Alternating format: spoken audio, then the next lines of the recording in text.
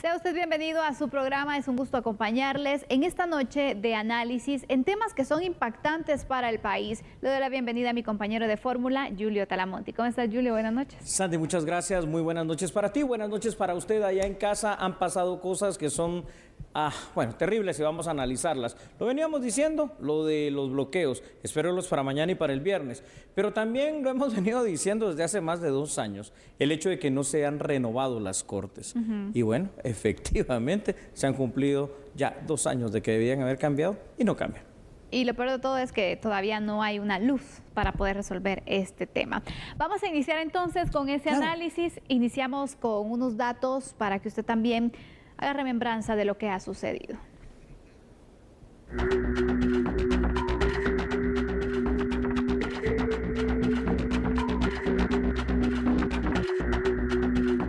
Y es que, por cierto, los magistrados de la Corte Suprema de Justicia, por medio de una sesión extraordinaria de pleno, dieron a conocer entonces el detalle de que en la sesión administrativa extraordinaria es de continuidad de ejercicio de las funciones hasta que se concrete el nombramiento y juramentación de los nuevos magistrados de la Corte Suprema de Justicia de conformidad con los magistrados de la Corte Suprema de Justicia. Se da a conocer entonces sobre una opinión consultiva que ha sido emitida por la Corte de Constitucionalidad el 8 de octubre del 2019 dentro del expediente 5477-2019. Por ello es que la Corte Suprema de Justicia emitió un comunicado para confirmar que los magistrados y suplentes continuarán en su puesto hasta que sean electos los suplentes. Los magistrados en funciones debieron dejar el cargo, recordemos, en el 2019, pero el Congreso no ha avanzado en el proceso por el caso conocido como Comisiones Paralelas 2020 y por el que la Corte de Constitucionalidad ordenó excluir de la lista a aspirantes que tengan investigaciones penales. Así que por eso ya se da a conocer entonces, los magistrados siguen al frente de la Corte Suprema de Justicia. Bueno, esta es una situación lamentable porque el mismo comunicado de la Corte Suprema de Justicia dice algo que es la clave aquí. ¿Qué es lo que los mantiene en el cargo a ellos y a los magistrados de sala de apelaciones? Una opinión consultiva. ¿Qué es una opinión consultiva? Se le consultó en algún determinado momento, hace más de 2 años, a la Corte de Constitucionalidad anterior, qué es lo que pensaba sobre este tema, y dijeron que el proceso de selección pues no le parecía adecuado a la Corte de Constitucionalidad para cumplir con la idoneidad del artículo 113 constitucional, más no es una resolución, es decir, no es algo que esté como una sentencia, pues como algo firme, sino es una resolución. Aquí, señoras y señores, dejemos de por un lado las palabras que no son, aquí lo que no hay es voluntad política para nombrarlos. Y aquí, ojo, porque va desde la misma CC anterior, probablemente esta Corte Constitucional podría hacer algo, un pronunciamiento. Los magistrados de la Suprema y de Sala de Apelación están tranquilos, ¿verdad?, aferrándose a su puesto, y el Congreso de la República que se hace el desentendido. Pero mira, Julio, yo veo aquí el punto en que, bueno, si no hay una elección de magistrados para hacer el cambio de las cortes, tampoco lo pueden abandonar la Corte, es decir, alguien tiene que estar al frente. ¿Y a quién les corresponde? A los que fueron electos hace ya varios años para cumplir entonces con un periodo y que no se ha hecho el cambio. Aquí creo que la responsabilidad especial está en el Congreso, que no elige, y aparte, quien armó todo este rollo, este problema, fue la Corte de Constitucionalidad, porque también dejó prohibiciones y ató al final de las manos a los congresistas, ¿no? Entonces, ¿cómo resolvemos esta situación? Que la nueva Corte de Constitucionalidad haga algo, ¿no?, para poder resolver este tema, porque ahí fue donde se originó todo este asunto de poder pausar entonces el cambio de cortes. Sí, un interesante punto de vista, aunque hay cosas que también son debatibles, es decir, el hecho de que ellos se aferran al no abandono de cargo, pero no se aferran al plazo constitucional, que es un plazo máximo. Y entonces también esto no puede ser así. Entonces es ilegal la permanencia de ellos allí, efectivamente. Por donde sea hay ilegalidad. Y por donde sea hay ilegalidad. Y si se van, también. Y si se van, es ilegal. Pero aquí lo más ilegal es la génesis de esto, es decir, el hecho de la opinión consultiva de la anterior Corte de Constitucionalidad. Pero también es lamentable porque ya lo hemos dicho, el tema se vuelve hasta cierto punto tedioso en cuanto hemos dicho cuál debería ser el procedimiento. Exacto, el camino a seguir legalmente. El camino a seguir legalmente es simple y sencillamente venir, reunirse al Congreso y del listado que está, nombrar. nombrar, porque simple y sencillamente la opinión consultiva es una resolución contraria a lo que dicta la Constitución. Que no nos gusta el proceso de selección, podemos estar de acuerdo. Que no les gusta el trabajo y el funcionamiento que han demostrado a lo largo de los años las comisiones de postulación, podemos estar de acuerdo. Pero no podemos frenar un proceso que es un proceso legal, nos guste o no. Entonces lo que tenemos que hacer es modificar el proceso de nombramiento, pero hay que nombrar. Esta es la primera vez, no hay ningún otro precedente, Sandy, en que una corte se va a perpetuar. No. A este paso van a hacer la primera corte de 10 años y, exacto, señoras y señores, es un mal precedente. ¿Sabes por qué? Porque si ya pasó en la Corte Suprema de Justicia, en la Corte, en la sala de apelaciones, puede pasar en cualquier otra corte, puede pasar en cualquier otro poder. Ojo, estamos hablando de un poder. Es como que si dijera después alguien en el legislativo, no nos queremos ir después de 4 años, mandemos una opinión consultiva y nos quedamos. O en la presidencia de la República, no nos queremos ir después de 4 años, quedémonos. Así de grave es la situación. Así es, pero mira, Julio, la verdad es de que los magistrados de la Corte de Constitucionalidad deben establecer una agenda prioritaria de país y este debería ser uno de los temas, porque aparte de ellos, para ir resolviendo, primero está el tema de la Corte Suprema de Justicia, está el tema de las salas de apelaciones, pero incluso hay una situación que no se logra definir en la misma Corte de Constitucionalidad. Sí, lo que pasa es de que Guatemala es un país sin ley y sin orden, ¿verdad? Un país donde la máxima ley, que es la Constitución Política de la República de Guatemala, es la que siquiera anhelamos que se llegue a cumplir un día. Si no se cumple la máxima ley, menos vamos a poder aspirar que se estén cumpliendo las otras leyes. Y por eso es que miramos la pérdida de tanta oportunidad, hasta en otros temas como lo hemos hablado, porque a la par de que no hay seguridad, no hay certeza jurídica. El hecho de no cambiar estas cortes lo que causa es eso, una inestabilidad, un mal precedente y una poca certeza jurídica. Y la falta de voluntad política de alguien por resolver esto, yo no puedo creer. En el Congreso hay varios abogados, tienen que saber que también la misma Constitución me dice que yo no voy a cumplir, ni debo de cumplir, una orden que es abiertamente inconstitucional, ¿no? Porque va a ser nula de pleno derecho. Y la Corte de Constitucionalidad actual, pues algo también debería hacer. Alguien debería de hacer algo, pero nadie, no hay interés. Creo que esto se va a seguir perpetrando y que el otro año vamos a estar hablando del tercer año extra de estos magistrados. Pero ¿qué te parece si vamos con datos? Porque hoy es 13 de octubre y se cumplen 2 años sin corte. Sí, 2 años y contando, ¿verdad? El organismo judicial informó que a través de una sesión extraordinaria de Pleno de Magistrados de la Corte Suprema de Justicia, así es correcto, pues ha pasado lo que ha sucedido, gracias. Este 13 de octubre, que es nuestra fecha hoy, se están cumpliendo ya 2 años de una situación ilegal, de no haber renovado según mandato constitucional las Cortes de Apelaciones y la Corte Suprema de Justicia.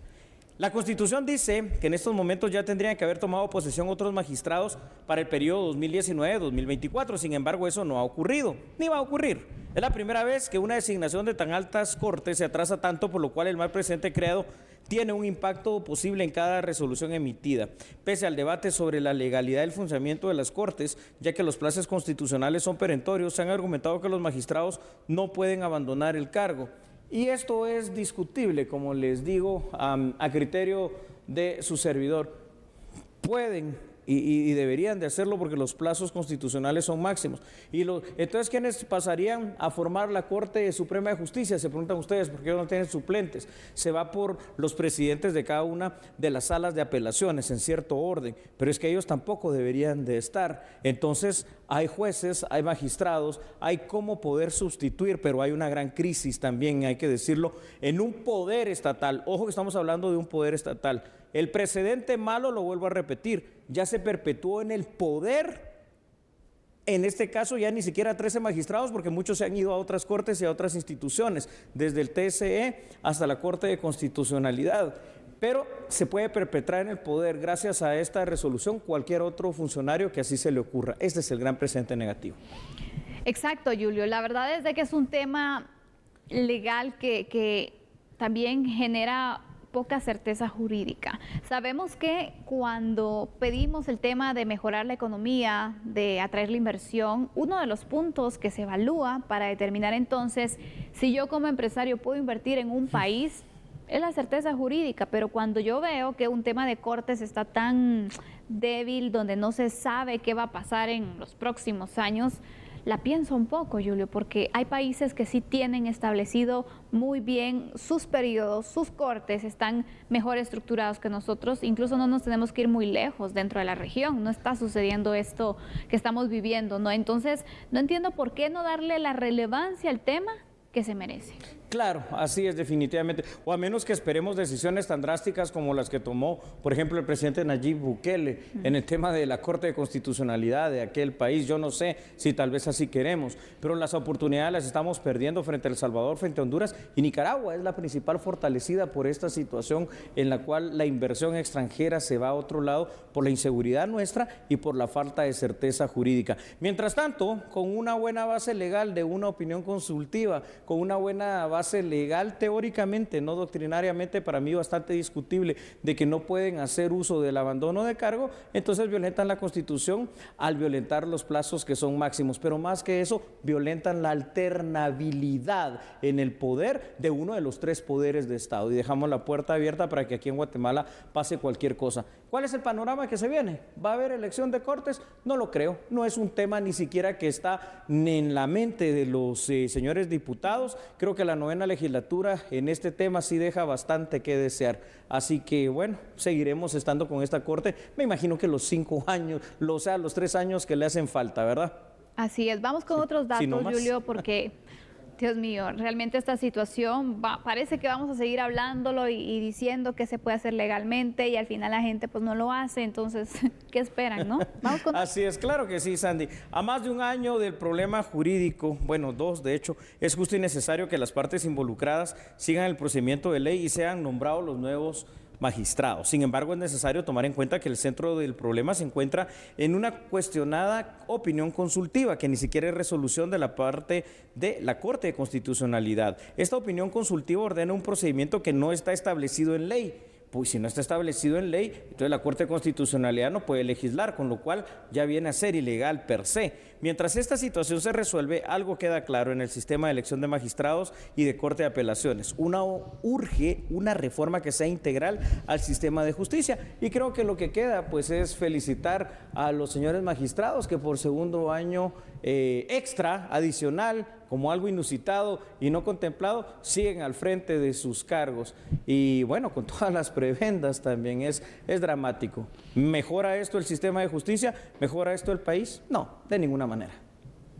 Difícil, Julio, porque aparte de esto, recordemos que, por ejemplo, ¿qué pasaría en un escenario en donde al 4.º año de que se cumple ese periodo, por ejemplo, por darte un ejemplo, sí, de que hasta el 4.º año se cumpla el tema del nombramiento, bueno, prácticamente estarían un año al frente, ¿no? Sí. Los magistrados electos, pero entonces, y si toman esto como un precedente, bueno, solo fue un año, entonces vamos a interponer algún recurso, algo para que por lo menos se puedan cumplir entonces 4 años más y así nos vamos descontrolando las cortes, ¿no? Es que realmente, qué complicado, Julio, porque todo pareciera entonces que los magistrados actuales van a estar 2 periodos. 2 periodos van a estar, es correcto. Porque al final también qué difícil para quienes sean electos, si se diera el caso, ¿verdad? Al final no van a estar pues tanto tiempo al frente de una corte tan importante y no va a dar chance ni siquiera de poder entonces impulsar ciertos proyectos para ir fortaleciendo el organismo judicial. Claro, el recambio, ¿verdad? Algo sano. El descontrol ya está, el problema ya está. No creo que cambie, no se ve esa voluntad política, pero si llega a cambiar, ahí vas a ver, Sandy, desde ya lo estoy viendo, va a ser un nuevo problema. El periodo constitucional es 2019-2024, pero cuando asuman, si es que asumen nuevos magistrados en algún determinado momento, van a decir a partir de aquí que empiece a contar los 5 años, rompiendo precisamente la institucionalidad, el orden constitucional, rompiendo precisamente con todos los parámetros de sustitución y no permanencia en un poder estatal, rompiendo con todas las normas, rompiendo con la Constitución. Así que lamentablemente no puedo decir nada que sea positivo sobre este no recambio, solo recalcar erradicar lo que es el peor de los precedentes para el sistema de justicia. Y lo más complicado es que, bueno, uno de los temas por los cuales también no se, aparte del caso de comisiones paralelas, también la debilidad que existe en la ley de comisiones de postulación, que se ha recalcado también, pero mira, no se hace nada por fortalecer la ley y decir, bueno, cambiémosla y después del cambio iniciamos con la elección. No se está haciendo nada y eso es lo que preocupa más. Yo creo que algo importante fuera de que eso tiene que cambiar es indicar lo siguiente para concluir. La opinión consultiva de la anterior Corte de Constitucionalidad no obedeció a una situación jurídica, obedeció a una situación de interés sectorial, de interés político, de interés de que no hubiese recambios. Y actualmente parece ser que la voluntad política está dada y echada a la suerte. Que la Corte actual siga y que termine cuando alguien quiera, pero nadie quiere que termine. Así que ahí hablaremos el próximo 13 de octubre a ver qué pasa. Dios santo.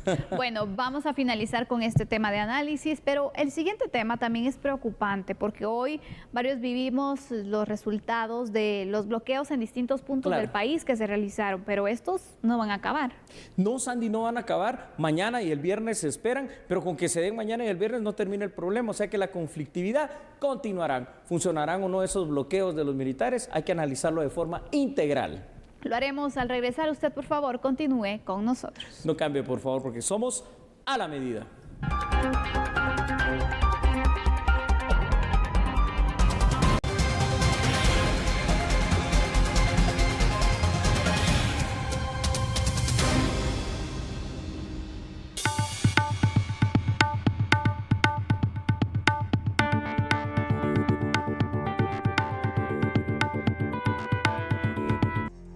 Por varias horas, exmilitares procedentes del departamento de Jalapa bloquearon el kilómetro 53, jurisdicción de Sanarate, El Progreso.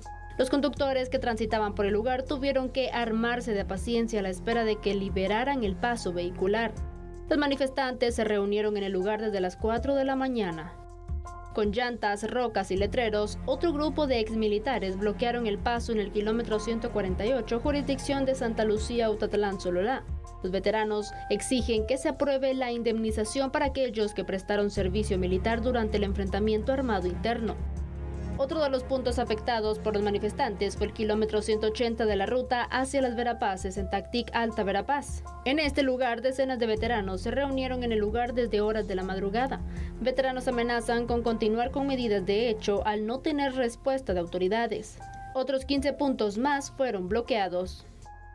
Bueno, pues ahí está, ¿no? Los bloqueos, las jornadas hoy, mañana y el viernes, y a ver si esto termina o no termina. Según algunos de los líderes de estos excombatientes militares, dicen que esta jornada fue un éxito porque recibieron la comunicación de comisión de una de las comisiones que está viendo esto precisamente en el Congreso de la República y que han recibido también la información de que para este viernes van a ser remitidos por parte del Ministerio de la Defensa el listado que ellos han dado también en cuanto a cuántos son y quiénes son. Esto eventualmente podría ser un avance, pero eventualmente, porque algo de lo que me he estado dando cuenta también es que no es una sola junta directiva de este grupo, de estos grupos de excombatientes, sino que son varias juntas directivas que existen y que dan la cara a cada quien por su determinado grupo. Habrá que ver si logran también el consenso en cuanto al hecho de que se den por satisfechos con eso de que manden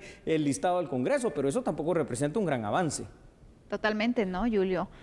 Qué difícil porque hemos visto cómo este tema cada vez se complica más y todo también derivado que no se le ha dado el tratamiento correspondiente, es decir, no se han dado los diálogos, no se ha buscado el consenso, no se le ha prestado mayor atención al tema y esto también genera una molestia, ¿no? Sí. Una molestia que es comprensible, Julio, y que al final nos lleva a nosotros sufrir las consecuencias. Así es evidente que ellos se sienten burlados, evidente que algunos de ellos ya no querrán sentarse a negociar, aunque otros están buscando los apoyos en las distintas bancadas del Congreso de la República, porque mientras esto sucedía, el día de hoy, habían algunos de los líderes de estos ex veteranos militares haciendo cabildeo en distintas bancadas de oposición y aliadas al gobierno hoy en el Congreso de la República.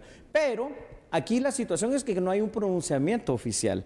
¿Quién debería de pronunciarse en este momento? Considero, Sandy, en mi criterio, que tendría que ser el Congreso de la República por una situación. Primero, decirles cómo va el tema del avance de la ley que ellos están proponiendo y decirles claramente, en todo caso, si van a contemplar, porque el presupuesto, al final de cuentas, tienen hasta el 30 de noviembre para que sea oficial. Si van a contemplar algo en el presupuesto para el pago de ellos y de qué manera. Por el momento, no se tiene contemplado. No, Julio.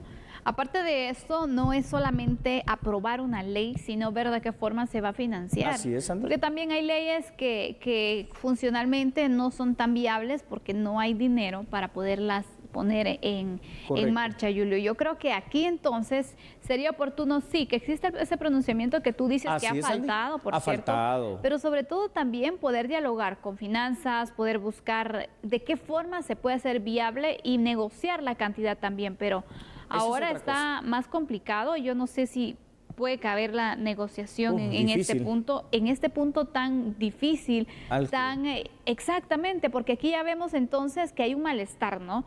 Y así es un poco complicado llegar a acuerdos cuando se tiene ya varios meses que se está hablando del tema y no se les hace caso. Sí, es una mesa de negociación estéril. Vamos con datos entonces, por favor, y usted los va a tener ahí en pantalla para que los veamos juntos. Los veteranos militares, Sandy, efectivamente cumplieron con lo que ya habían anunciado, es decir, hoy se vivió la primera jornada de bloqueos masivos en el país. Aún se espera que estos bloqueos de exmilitares continúen mañana jueves y el viernes. Y en palabra de ellos afirman que se sienten burlados por las autoridades que les han dado hasta el momento falsas promesas. Mientras tanto, el país y sobre todo los guatemaltecos somos los principales afectados y perdedores en estas jornadas de bloqueos. Fuera de perder tiempo, de perder oportunidades y probablemente hasta perder empleos y otras cosas, hoy se estima, por ejemplo, en el tema económico, que las pérdidas ascienden al menos a la nada terrible y buena cifra de 27 millones de dólares y mañana otros tantos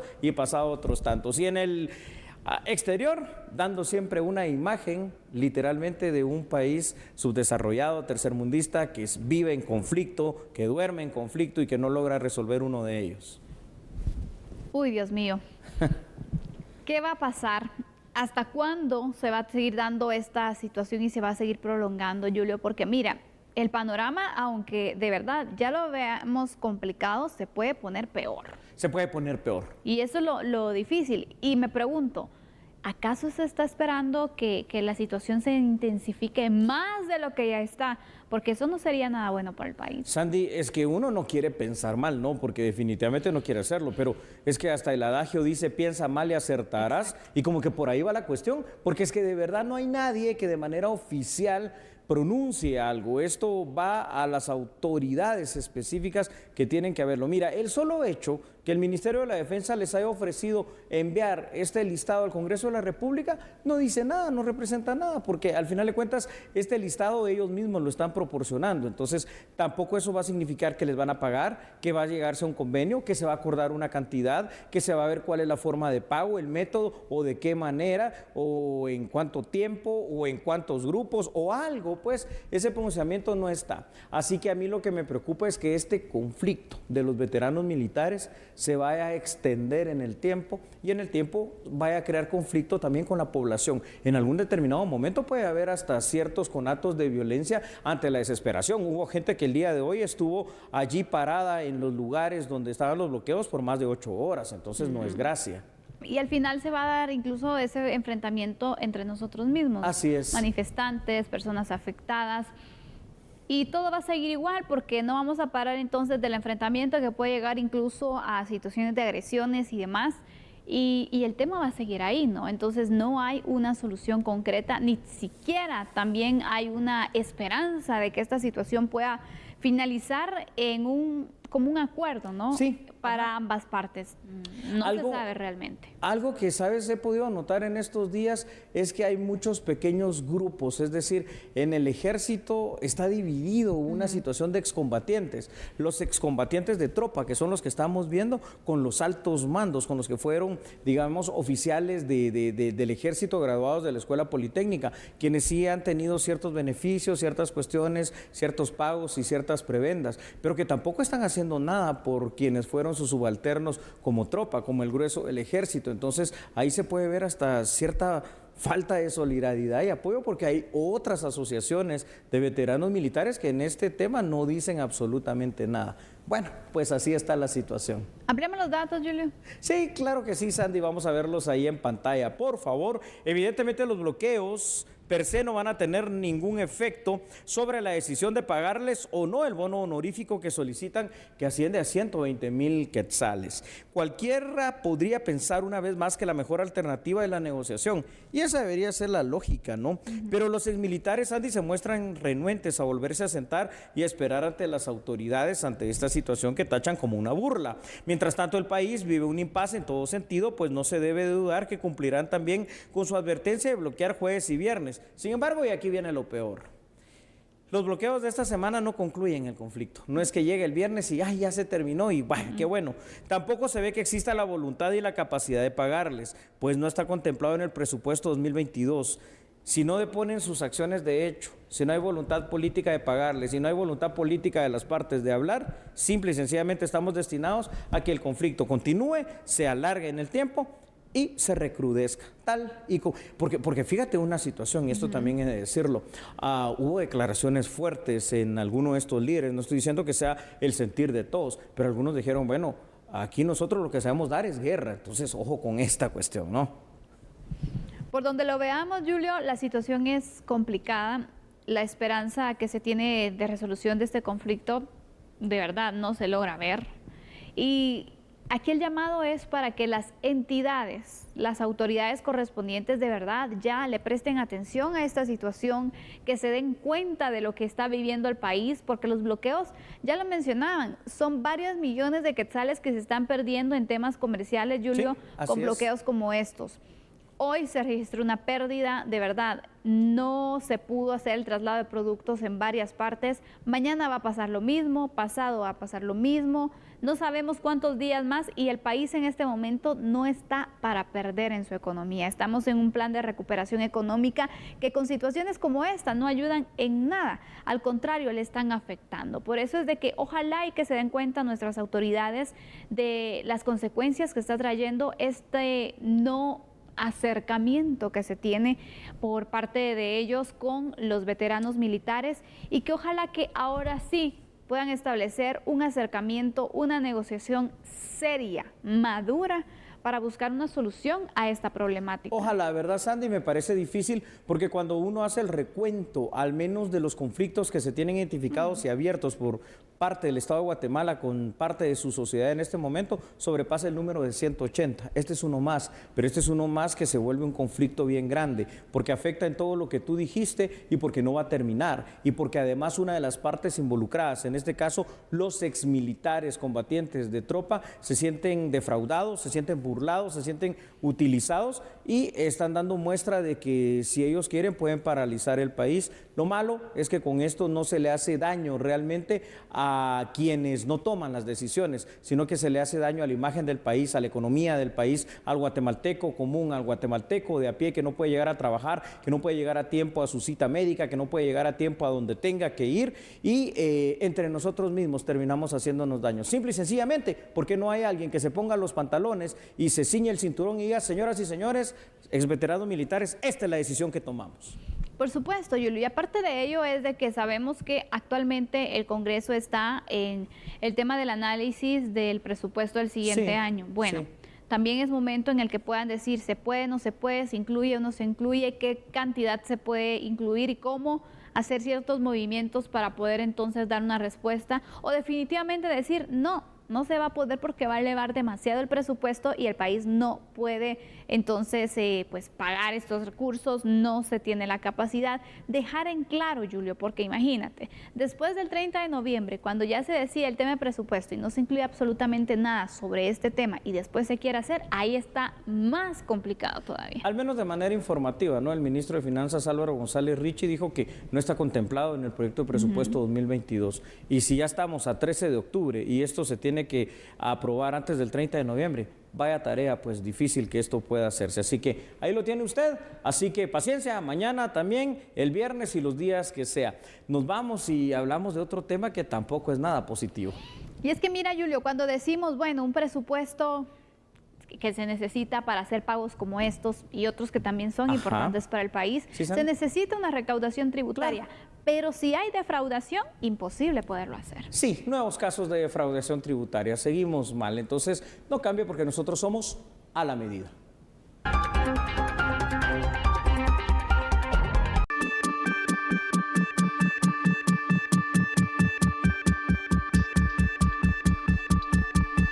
Evasión tributaria a través de facturas con vinculación de empresas de Estados Unidos con Guatemala, junto a la evasión a través de negocios de la economía informal, son dos casos que dará a conocer la SAT, por lo que se preparan las acciones legales correspondientes. Respecto a los casos de importaciones subvaluadas, estamos combatiendo esa práctica.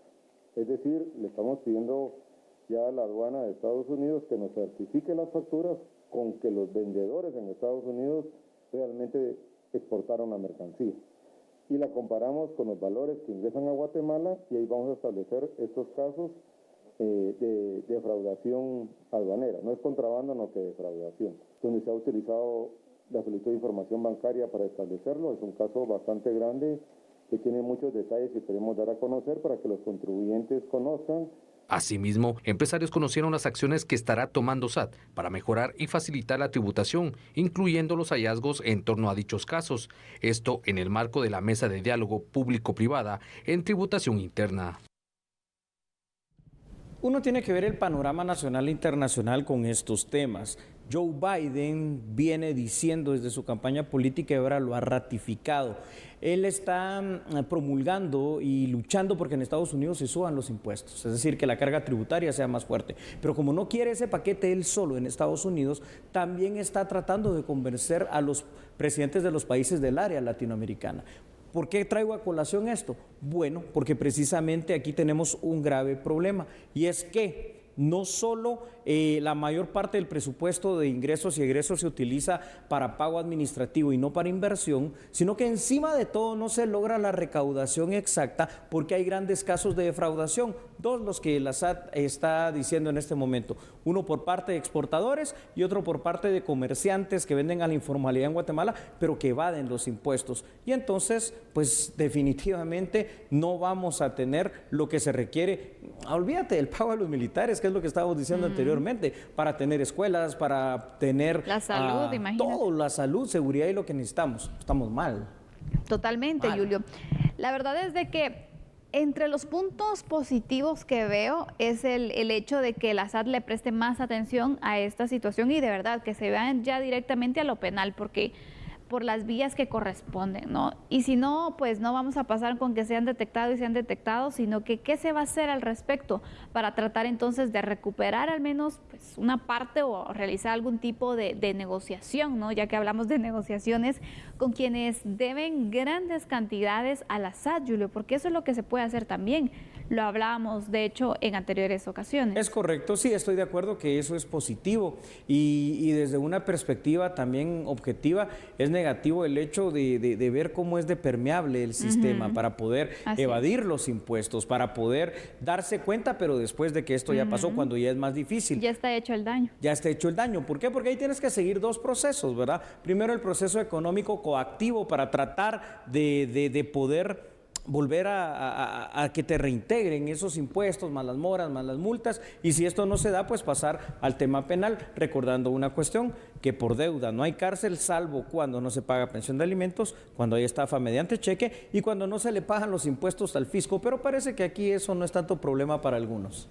Totalmente no, pero vamos a ir con unos datos, Julio, para ir mostrando entonces esta situación tan difícil que es para las arcas del Estado. Muy bien, Sandy, claro que sí, es recurrente hacer el análisis de temas relacionados a la defraudación tributaria en nuestro país, pues cada vez se descubren más formas de poder hacerla. Es importante recordar que la defraudación tributaria primero constituye un delito que fuera de lo económico coactivo, también conlleva la pena de privación de libertad y es donde se pasa a la parte penal. Aunque los esfuerzos de la SAT por evidenciar y descubrir las formas de operar de estas estructuras son importantes, como lo decías tú, Sandy, aún siguen siendo muy débiles y permeables en todos sus controles, o peor aún, también se debe analizar si existe alguna red de empleados propios de la SAT aislados a esta institución, esperaríamos, que facilitan también a través de la corrupción que se dé la defraudación, y cuando ya las autoridades centrales se dan cuenta, pues ya el daño está hecho. Ay, Dios mío, realmente, ¿qué podemos hacer para ir mejorando esta situación? Mira, Julio, ¿será acaso que se ha establecido una mal cultura tributaria en nuestro país? Porque sí, también esto se permite, por ejemplo, cuando a ti te preguntan, ¿quiere factura? Es que no deberían de estar preguntando si quiere o no quiere. Usted la tiene que emitir y poder realizar entonces el pago correspondiente, ¿no? de los productos del IVA y distintos impuestos que se ven inmersos en cada uno de los productos y servicios. Pero todavía empezamos con eso y en muchas ocasiones, ay, no me sirve, entonces no importa. También estamos como fomentándolo. Que exactamente, entonces, ¿cómo cambiar ese chip de que no es más vivo o inteligente el que sabe cómo jugarle la vuelta a la SAT, sino que si nosotros queremos tener carreteras buenas, un sistema educativo y de salud mejor, que también tenemos que hacer nuestra parte, ¿no? Pero a veces también alegamos de que tantas debilidades que existen y ni siquiera pagamos los tributos, entonces hay una doble moral, ¿no? Una doble moral. Pareceré obsoleto en lo que voy a decir, pero fíjate que yo abogo mucho fuera de un cambio, ¿no? del pensum de estudios para varios temas, en algo que debería regresar en mi criterio, que es el civismo. Y esto va orientado a una cuestión, no solo conocer los símbolos patrios, saber el himno nacional y toda esa situación. El civismo va orientado también a esa responsabilidad ciudadana, a esa responsabilidad que se tiene de cumplir con cosas que hay que cumplir, como el pago de los impuestos, sabiendo que estos también después deben de redundar en obras que beneficien a la población como tal. Pero si tú esto no lo enseñas, si tú esto no lo inculcas, si tú esto al contrario ni siquiera lo sabes, y cuando ya estás en edad adulta vienes y quieres jugarle la vuelta al sistema para tener más ganancias, por creerte que eres más inteligente y porque otros lo hacen, porque yo no lo voy a hacer, bueno, aquí tenemos el resultado. Exactamente, Julio, aquí está el resultado. Y aparte de esto, ¿cómo es que la SAT puede ir fortaleciéndose a tal punto que pueda entonces ir detectando de una forma más rápida los casos? Porque tú lo apuntabas muy bien, ¿no? Sí, bueno, Sandy, se dan cuenta después de que ya ocurrió, y cuando se inician los procesos, bueno, pasa en nuestro estado también demasiado tiempo para determinar entonces qué va a pasar con los casos que son denunciados, ¿no? No es que vaya a ser inmediato. Entonces, estos casos que se van a denunciar no sabemos en cuántos años se va a tener una resolución final. Pero ¿qué se puede hacer para que la SAT tenga más herramientas y se fortalezca para tener mayores controles en el tema tributario? Hay ocasiones en las cuales el nivel de desesperanza y desesperación creo que llega a un tope, a un máximo, porque recuérdate que ya desde el año 2015 en el tema de la SAT se habían descubierto situaciones bastante anómalas por la falta de control en casos tan paradigmáticos como la línea. Vemos que eso, si bien ha mejorado y hay esfuerzos, no se ha erradicado. Entonces, ¿qué quiere decir? Se necesita más personal, con mayor capacitación, que sean intachables, incorruptibles, mayores controles informáticos, mayores controles en el tema de la importación, mayores controles en el tema de la evasión a través de rifas y otras cuestiones como donaciones, mayores controles en todo, que son los que no se tienen. Y cuando no se cumpla, pues las más altas multas para que la gente pueda realmente entender. Vamos con más información. Claro que sí, Sandy, vamos a ver ahí en pantalla esta información. Muchas empresas evaden el pago de impuestos y defraudan al fisco por el simple hecho de querer maximizar sus ganancias, a pesar de que sí cuentan con todas las capacidades de pago. Por ello, la ley debería ser más dura en este sentido y sin ningún tipo de excepciones hacer pagar impuestos defraudados, más las multas y moras correspondientes, si no es que la persecución penal que tú misma estabas indicando anteriormente, Sandy. El endurecimiento de penas y la mejor capacidad de control podrían ser medidas también oportunas para tratar de minimizar este fenómeno criminal, y al final de cuentas la defraudación y también la evasión de impuestos redunda en la incapacidad del Estado para poder financiar su presupuesto del cual tal vez otro día hablamos, que también debe de variar. Es decir, no porque nos asustemos del monto del presupuesto de Guatemala. Tenemos en Centroamérica presupuestos más altos que el de Guatemala en países más chicos como El Salvador, por ejemplo, pero sí porque debe de variar la forma, es decir, mayor inversión y menor gasto administrativo. Entonces, es que ahí viene la otra cosa también. Tú como Estado debes incentivar que la gente pague. ¿Y cómo lo vas a incentivar? Viendo carreteras óptimas, viendo hospitales óptimos, viendo servicios extraordinarios. Entonces, esa es la otra parte, ¿no?, que también hace falta para completar todo esto. Optimizar los recursos. Sí. Eso es lo que se necesita para poder entonces decir, bueno, esto es lo que estamos haciendo con lo que ustedes pagan. Y hacer entonces el llamado a la población que si cumplen se van a tener mejores resultados, ¿no? Que eso es lo importante también. Y que generar esa conciencia en toda persona que deben entonces, así como tienen derechos, todos tenemos obligaciones y una de las obligaciones es cumplir con el pago de impuestos, porque si no después cómo se va a financiar un presupuesto, cómo se va a financiar el funcionamiento de hospitales, de escuelas y de tantos servicios que son tan importantes y necesarios en nuestro país. Solamente se hace por medio de lo que se recauda, es decir, por medio de lo que nosotros pagamos por medio de esos impuestos. Entonces, eso es algo que tenemos que tener claro. El Estado no produce, el Estado gasta, genera gasto, y nosotros somos los que entonces al final pagamos esos servicios y tenemos la obligación de cumplir, no evadir. Estaremos pendientes, Julio, porque llama la atención estas denuncias que se establecen, ¿no?, en contra de empresarios para ver, bueno, qué sucede al final. ¿Qué termina? ¿Se logra recuperar algo o se va a quedar nada más en el tiempo, como muchos temas que están ahí no relegados? Se quedan en el tiempo, pero esperemos que no, ¿verdad? Esperemos, siempre hay que tener esa esperanza. Solo le recomiendo algo, por favor, a manera de conclusión, por lo menos leámonos el artículo 135 de la Constitución, deberes y derechos cívicos. Y ahí vienen las cuestiones de dentro de todo lo que uno tiene para con la patria, hasta el deber de pagar los impuestos. Así que, bueno, derechos y obligaciones, así es. Así es. Vamos cerrando así la parte de análisis, regresamos con noticias nacionales. Así es, no cambies, somos a la medida.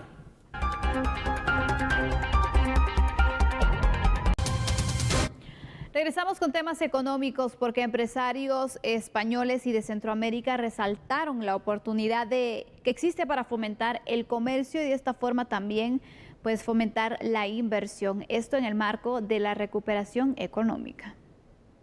Durante un foro internacional se resaltaron las oportunidades de comercio e inversión que ofrecen los países miembros del Sistema de Integración Centroamericana SICA. A esto se suma aprovechar el acuerdo con la Unión Europea.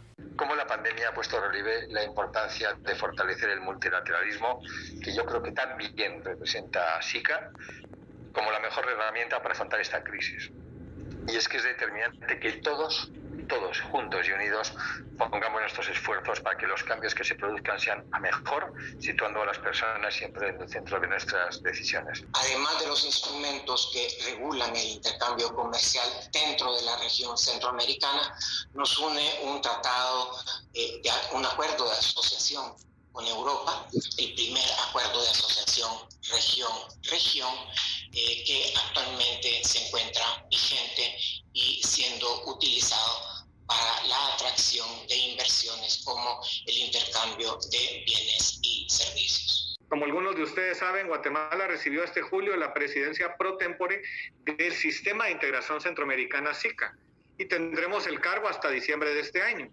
Como presidente de este algo organismo, nosotros tenemos el compromiso en la parte económica de la presidencia pro tempore del Comieco de darle seguimiento a esta agenda regional, impulsar temas estratégicos que incluyen el relanzamiento de un proceso de integración y en particular el diálogo político interno y con terceros. ¿Sabe usted que debido a la crisis migratoria, el Departamento de Reconocimiento de Estatus de Refugiados reportó un aumento de hasta el 180% en las solicitudes de refugio en territorio guatemalteco? Vea por favor la información. De enero a septiembre, Migración registró 800 solicitudes de refugio, siendo un 183% de incremento en comparación al mismo periodo de 2020. Solo en este 2021 se han reconocido como refugiados a 37 personas de El Salvador, Nicaragua, Venezuela, Honduras y otras nacionalidades. De los solicitantes en estos 9 meses, se detalla que el 43% son mujeres, 52% hombres y 5% LGBTI. Por aparte, la cantidad total de refugiados que registra Guatemala del 2002 al 2021 es de 487, principalmente de El Salvador, Honduras, Venezuela, Cuba, Nepal, Colombia, entre otros. En 2020, 137 personas fueron reconocidas como refugiadas. Y el Ministerio de Salud trasladó una copia del contrato con el tema de la compra de las vacunas Sputnik V. De esta cuenta fueron trasladadas entonces las copias a varias comisiones en el Congreso de la República. Del Fondo Ruso, el Ministerio de Salud distribuyó una copia detallada sobre la negociación que realizó la cartera para la compra de vacunas contra el COVID-19. Inicialmente, Guatemala adquirió 16 millones de dosis de ambos componentes. Sin embargo, tras modificaciones del contrato, la cifra se redujo en un 50%. Estos detalles fueron entregados a comisiones del Congreso, la Contraloría General de Cuentas y al Ministerio Público. Bueno, es básicamente por el requerimiento hecho, es una copia del contrato Sputnik, a los cuales ya tenemos bajo la estructura de los acuerdos de confidencialidad la aprobación para poder entregarles. Incluye el contrato firmado y los anexos o modificaciones que hayan podido ser realizados a lo largo de esta negociación.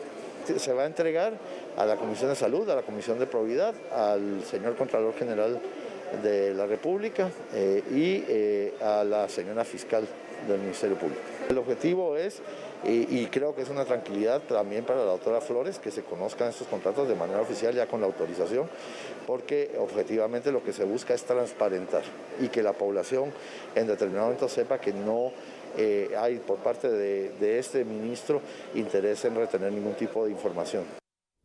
Autoridades del Tribunal Supremo Electoral presentaron ante la Comisión de Finanzas del Congreso de la República su plan de gastos para el año 2022, pero además de esto también hicieron un requerimiento de adelanto del presupuesto 2023, esto de cara al próximo proceso electoral. Vea la información. Autoridades del Tribunal Supremo Electoral solicitaron para el 2022 un presupuesto de 827 millones de quetzales. En este monto se incluye un aporte preelectoral de 500 millones. Magistrados indicaron que el aporte que se requiere es con el fin de iniciar con la compra de insumos para las elecciones del 2023, tomando en cuenta que debido a la pandemia los proveedores podrían tener dificultades en la entrega. Particularmente nosotros como magistrados del Tribunal Supremo Electoral queremos fortalecer el sistema informático. Estamos trabajando en el desarrollo de software para poder nosotros tener las mayores herramientas y por supuesto esto tiene que llevar un proceso de, por ejemplo, de certificación para poder hacer ese tipo de evaluaciones. Y en relación al voto, pues nosotros sabemos que la misma ley electoral prevé únicamente el voto presencial. Entonces se están haciendo los mejores esfuerzos en forma, digamos, en el fortalecimiento tecnológico, como ya lo indicó el director de informática, se están haciendo ya modificaciones para que por lo menos en línea se puedan empadronar. En el proyecto de presupuesto 2022, el Ministerio de Finanzas le asignó un techo de 701.520.000 quetzales al Tribunal Supremo Electoral. Ha sido un gusto informarles, lo esperamos mañana, que descanse. Que esté bien, chao.